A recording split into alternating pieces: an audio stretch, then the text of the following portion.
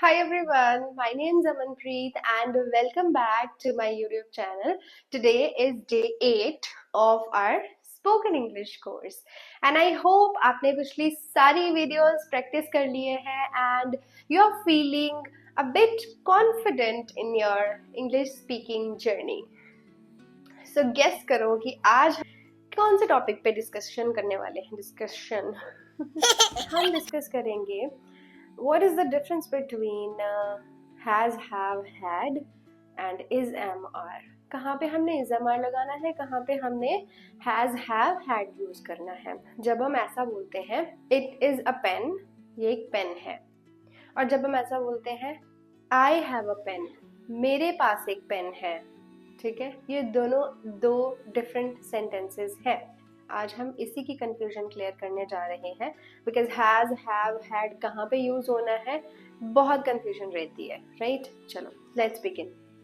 सो मैं आपको जैसे लास्ट वीडियो में हमने कंपैरिजन करके एक्सप्लेन किया था, आज भी हम कंपैरिजन करके एक्सप्लेन करेंगे ताकि आपको क्रिस्टल क्लियर हो जाए कि इज, एम, आर का मतलब क्या है एंड हैज, हैव, हैड का मतलब क्या है, राइट? चलो, तो इस जगह पे हम यूज करेंगे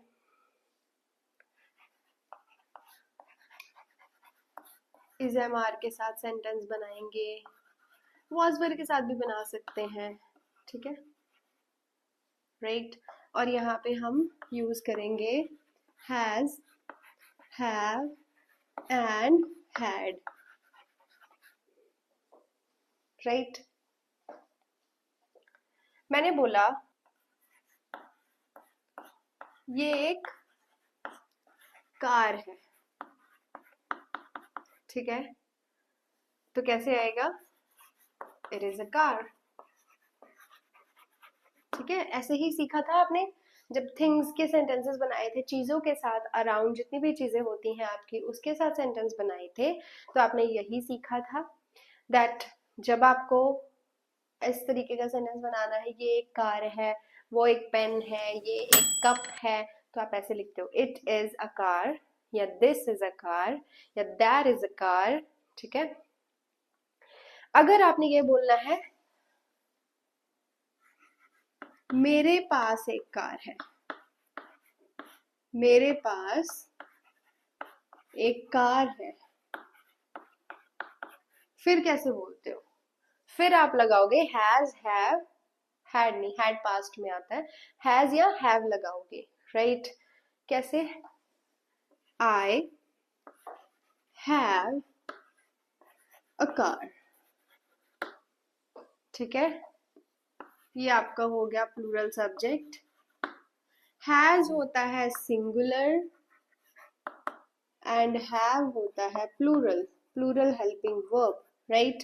तो प्लूरल सब्जेक्ट के साथ हमेशा हमने प्लूरल हेल्पिंग वर्ब यूज करनी है, तो it is a plural helping verb, ठीक है.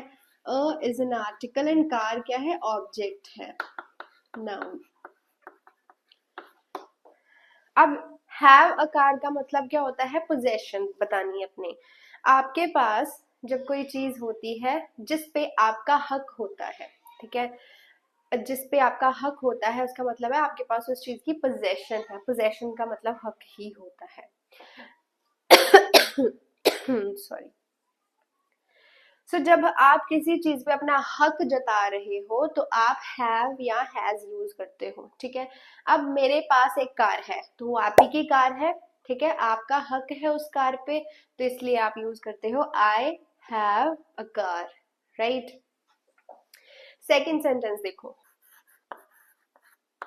ये क्लिनिक है, ठीक है, ये एक क्लिनिक है, राइट? तो यहाँ पे हम क्या लिखेंगे? ये क्लिनिक का सेंटेंस बनाओ. कैसे बनाओगे? प्रेजेंट में ही बनाना है. ये क्लिनिक है, it is a clinic, it is a clinic, right? ये आपने किए हुए हैं ऑलरेडी, ये वाले सेंटेंस किए हुए हैं. अब इसी सेंटेंस को आप मोल्ड करके आप लिखते हो तो क्या लिखोगे? लड़के के पास एक क्लिनिक है। ठीक है, यहाँ पे लिखा ये एक क्लिनिक है, मीन्स आप सिर्फ नाम बता रहे हो उस जगह का। ठीक है, बट जब आप ये बता रहे हो कि जो वो क्लिनिक है वो किसका है, लड़के के पास एक क्लिनिक है, मतलब उस लड़के का हक है उस क्लिनिक पे, है ना। तो कैसे सेंटेंस बनाओगे, the boy has a clinic. ठीक है, सिंगल सब्जेक्ट है, सिंगुलर सब्जेक्ट हो गया।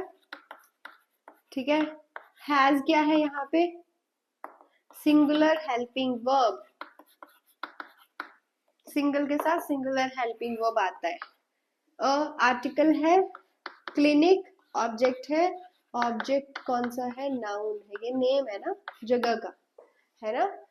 तो जब आपने सिंपल चीजों के या जगह के या पर्सन के नाम बताने होते हैं तो आप simple is am are use करते हो। ठीक है, it is a clinic, it is a car, this is a pen, that is a pen, it is a chair, right. आपने सिर्फ नाम बताए। अब जब आप किसी चीज पे अपना हक बताते हो, ठीक है, तो तब हम हैज, हैव या फिर हैड यूज करते हैं depending upon the time, present में है या पास्ट में है। ठीक हो गया। तो पोजेशन वाले सेंटेंसेस जब आपके पास कोई चीज अवेलेबल है तो हैज हैव लगाओगे, जब आपने सिर्फ उस चीज का नाम बताना है तो आप इज एम आर लगाओगे, right. So if you want a screenshot, मैं थोड़ा सा साइड हो जाती हूँ।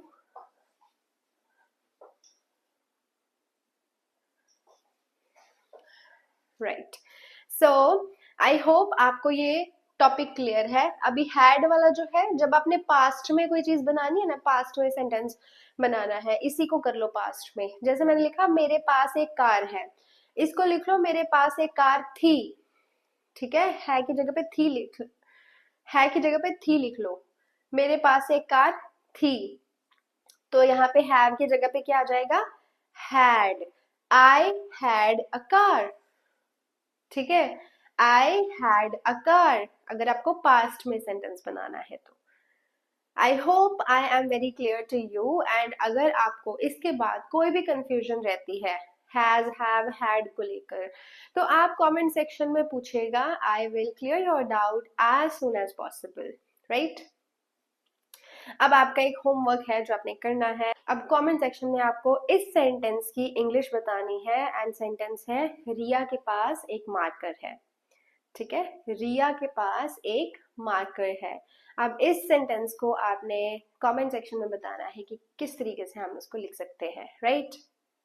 अगर आपको स्पोकन इंग्लिश कोर्स की वीडियोस अच्छी लग रही हैं, अगर आपको लगता है कि आपका कॉन्फिडेंस लेवल दिन ब दिन बढ़ता जा रहा है by watching these videos and by practicing every day, तो इन वीडियोस को लाइक जरूर कर दीजिएगा, शेयर कीजिएगा अपने फ्रेंड्स के साथ जिनको इंग्लिश स्पीकिंग में बहुत परेशानी आती है। एंड मिलते हैं नेक्स्ट वीडियो में, टिल देन बाय।